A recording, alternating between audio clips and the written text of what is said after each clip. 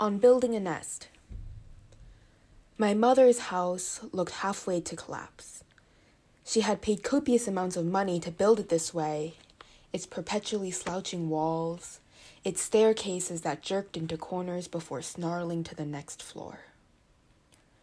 This was because she preferred things that existed between one state and another. Her philosophy was as follows.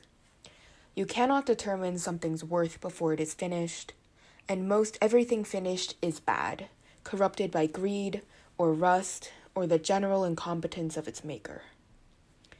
So the house lurched across the river like a lopsided falling water, its unending rush lulling her to the edge of sleep.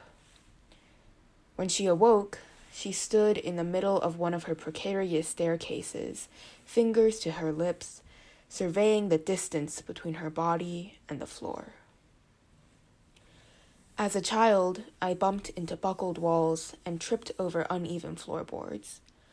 Cuts rusted down my legs in slashes of bronze, and my mother wiped them clean, warning me to be careful with the currency of my blood.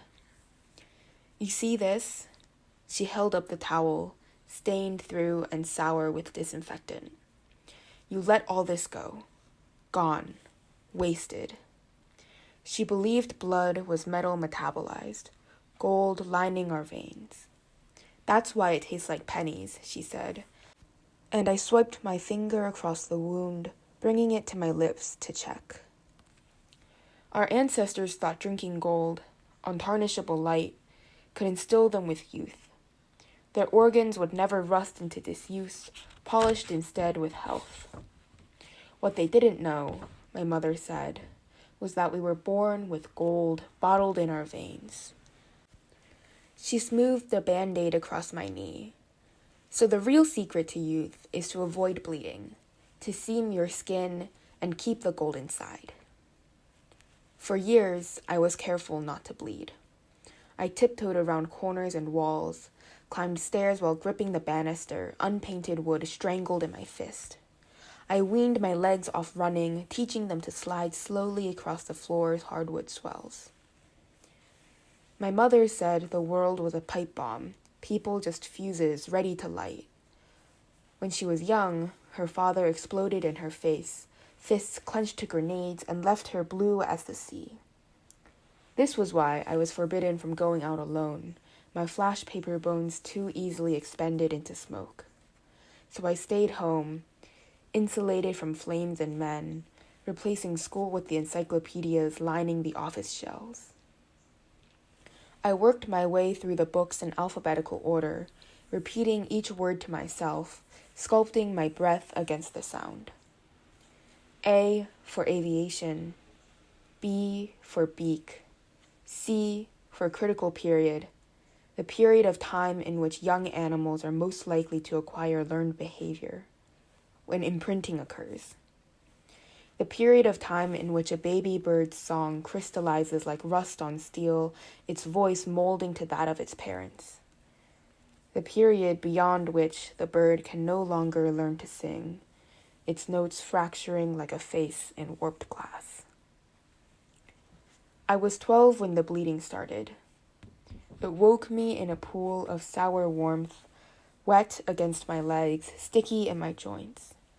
I shouted for my mother, certain my tissues were dissolving, my organs turning to pulp.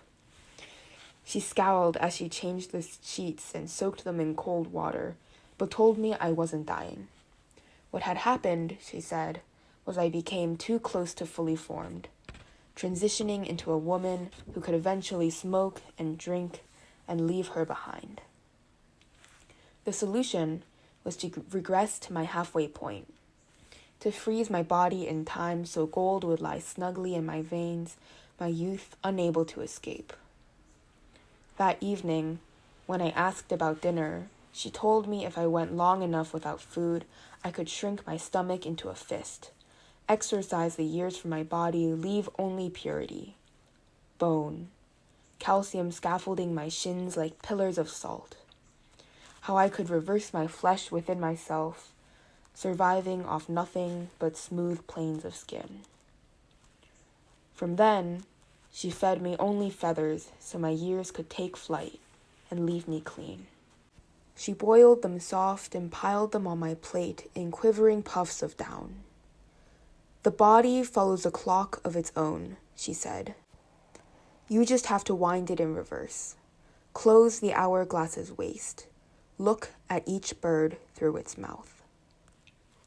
When I told her I didn't know what she meant, that all the birds I'd seen were mouthless, roasted in the oven or strewn across my plate in ragged plumes, she pointed out the window and said, "Those birds, there.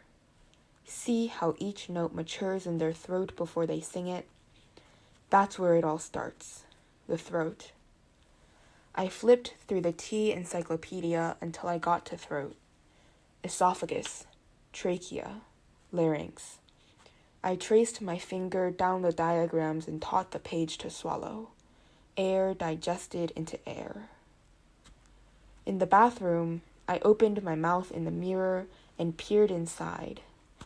My throat was a cavern of darkness, rippled with heat, something pulsing and alive. I clawed my fingers in to see if I could retrieve the notes half-formed in my vocal cords, cup their soft vibration in my palms. I retched into the sink, but my stomach had hardened into a pit, too empty to expel anything but breath. Feathers clotted against my teeth. The bleeding eventually stopped. My uterus rewound into a state that didn't know time. Years resorbed into my body.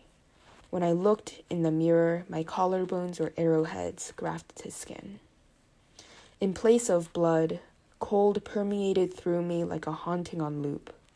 I wrapped myself in sweaters and coats, molted in reverse, and stood with my mother at the staircase's head.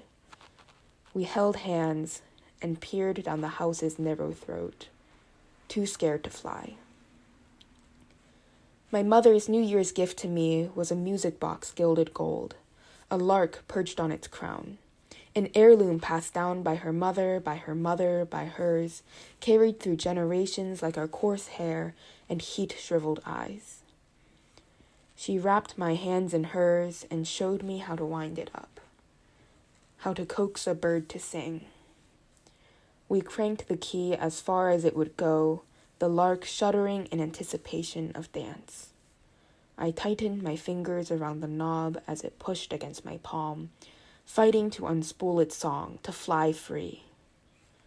The notes stuttered out, slow, splintered into shards.